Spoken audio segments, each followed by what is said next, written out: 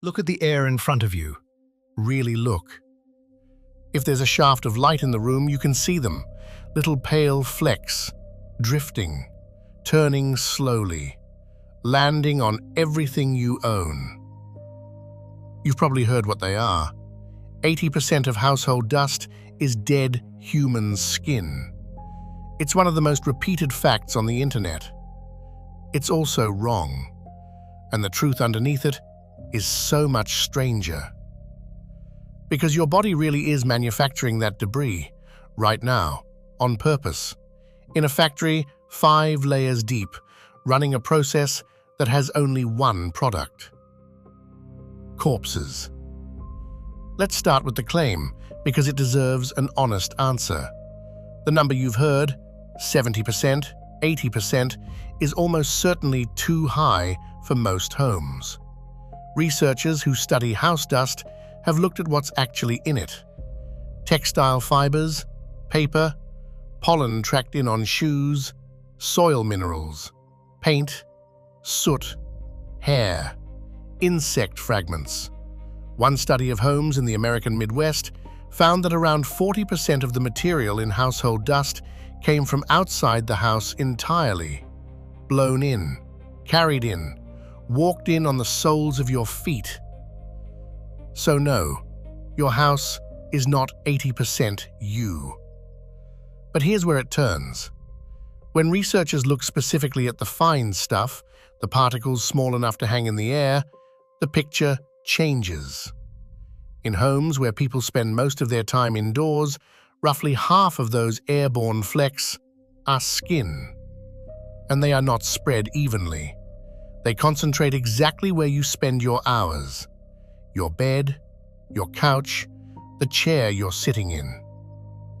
Which means the honest answer to the question isn't a number, it's a location.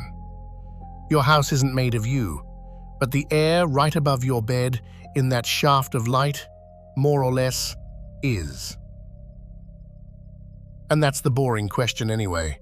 Here's the one nobody asks. Why is your body producing so much of it? Skin sheds, fine. But a car doesn't shed. A wall doesn't shed. Your bones don't crumble into the air. So why does the surface of you flake apart constantly for your entire life?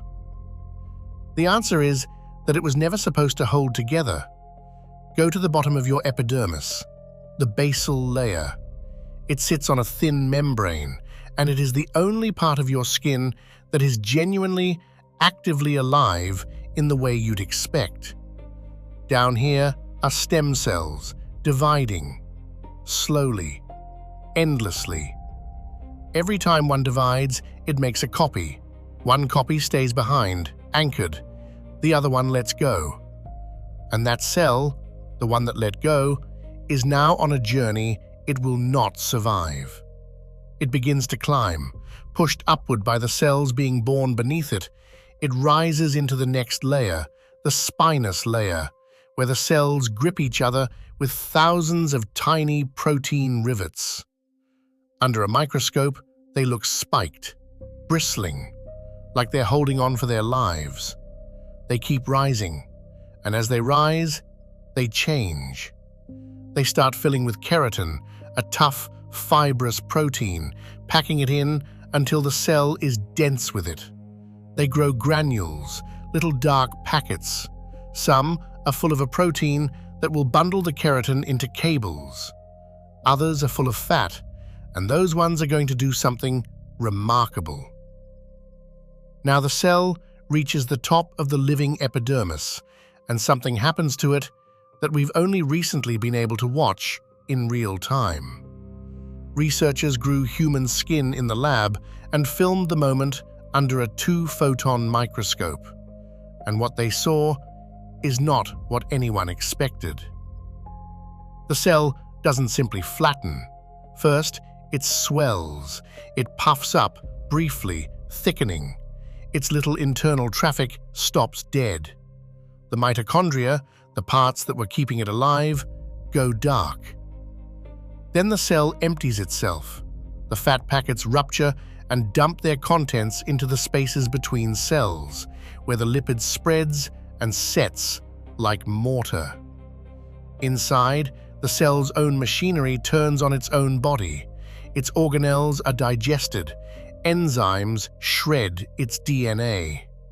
The nucleus, the thing that made it a cell at all, dissolves and disappears. And in the same moment, a shell of protein cross-links around its outer edge and hardens. What's left isn't a cell anymore. It's a flat, sealed, keratin-filled plate. No nucleus, no engine, nothing alive in it at all. It's a tile. This is called cornification, and it is not damage. It is not the cell wearing out. It's a program. That cell was manufactured for weeks for the sole purpose of dying correctly. And that program is your barrier. The thing standing between you and every bacterium, every chemical, every dry breath of air is not living tissue. It's about 15 to 20 layers of your own dead cells, stacked flat like brickwork, with the fat they released as their last act, sealing the gaps between them. Brick and mortar, made of corpses. That's the wall. So now you have a problem, because the wall is still growing. New tiles are arriving from below, every hour, forever. If nothing removed the old ones, you would thicken, layer on layer, scaling over until you couldn't bend. Something has to take the wall apart, at exactly the same rate it's being built. And the tiles are not just sitting there, they're riveted together, welded at their edges by the same protein locks the cells used when they were alive. So your skin sends enzymes up into the dead layer. They work from the outside in, and they do one job. They cut the rivets. Snip, snip, snip. The outermost tiles lose their grip on their neighbors, and then they simply let go. That's it. That's the flake. That's the drifting fleck in the shaft of light. It is a cell that was born in you, climbed for weeks, killed itself on schedule, held the line as part of your armor, and was then quietly cut loose from the wall.